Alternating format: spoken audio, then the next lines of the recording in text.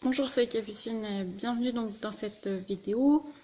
J'ai eu pas mal de questions par rapport à la formation que je vais organiser là au mois de décembre sur le développement moteur de l'enfant et comment on peut prendre en charge les nourrissons avec les réflexes archaïques pour les aider dans leur développement moteur.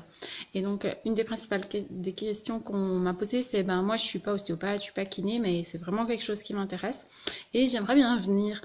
Et du coup, ce que j'ai décidé de faire, c'est d'ouvrir aussi cette formation à tout le monde, à toutes les personnes qui étaient intéressées, passionnées par le développement moteur et qui accompagnent des enfants ou pour leurs propres enfants qui souhaitent intervenir auprès des enfants parce que déjà moi, ça fait déjà quelques années que quand je me forme, c'est des formations en fait qui sont souvent ouvertes et donc on se retrouve à plusieurs professions ensemble autour d'un thème qui nous passionne et je trouve que c'est très enrichissant d'avoir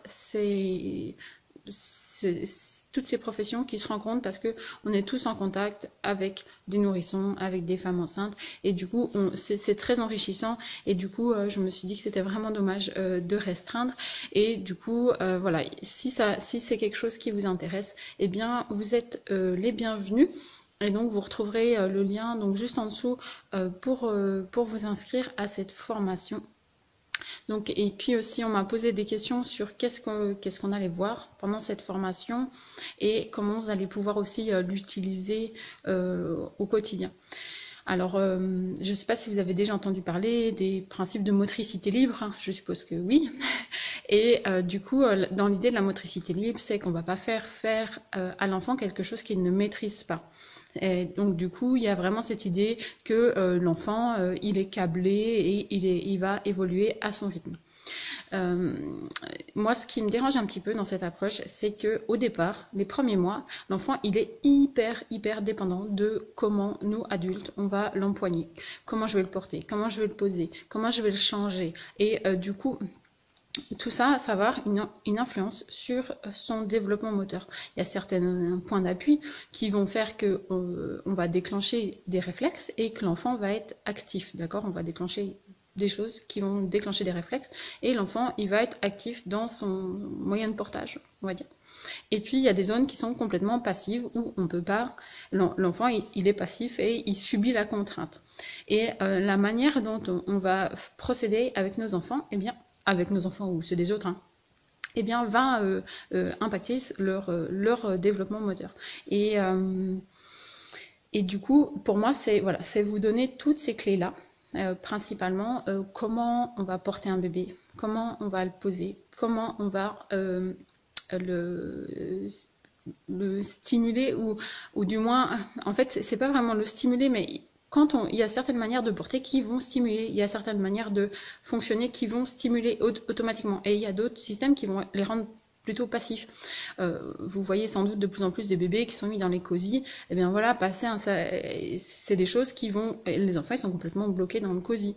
Et du coup, eh bien, ils ne peuvent pas expérimenter certaines choses. Et pour qu'un enfant puisse se retourner, par exemple, eh bien, il lui faut beaucoup de temps d'expérimentation au sol, mais aussi dans les bras, parce que le fait d'être porté va stimuler, par exemple, les canaux de l'équilibre. Donc voilà, on va déjà voir un petit peu tout ça. Ensuite, on va voir les réflexes archaïques que l'enfant il a. Et puis, il y a certains réflexes qui vont disparaître. C'est l'objectif, hein, qui disparaissent au fur et à mesure de la première année de l'enfant. Et il y a certains cas où on va pouvoir utiliser ces réflexes pour un enfant qui a du mal à se retourner, pour un enfant qui n'arrive pas à passer à quatre pattes. En fait, à chaque fois qu'on rencontre des problématiques, il existe des solutions, en fait. Qu'elles soient ostéopathiques ou qu'elles soient réflexes.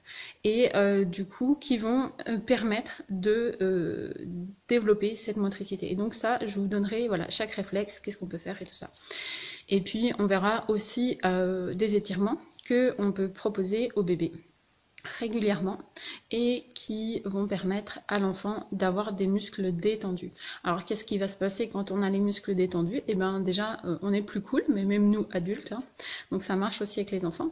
Donc du coup c'est des enfants qui vont mieux dormir, qui vont être plus calmes, et c'est des étirements que les parents et les mamans elles vont pouvoir refaire à la maison, d'accord? Donc il y a toute une petite routine qui va évoluer un petit peu avec l'âge, d'accord? On va pas faire la même chose chez un nourrisson de 1 mois ou chez un bébé de 6 mois ou 9 mois. Donc on verra ces étirements et on verra aussi toutes des astuces en plus pour tout ce qui est le cou et tout ça qui paraît un peu plus fragile, mais il existe plein de choses qu'on peut mettre en place.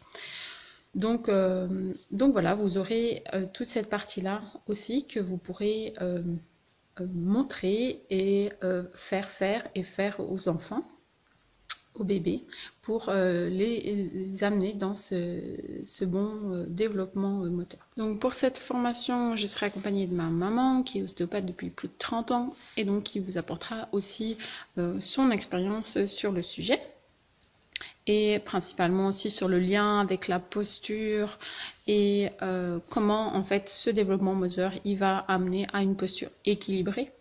Donc pour moi c'est ça aussi notre rôle, c'est qu'en ayant un bon développement moteur, on va installer une posture qui est plus équilibrée. Avec donc cette formation, vous aurez également accès à 3 autres de mes formations en ligne. Vous trouverez tout en dessous, vous pouvez regarder le lien juste en dessous.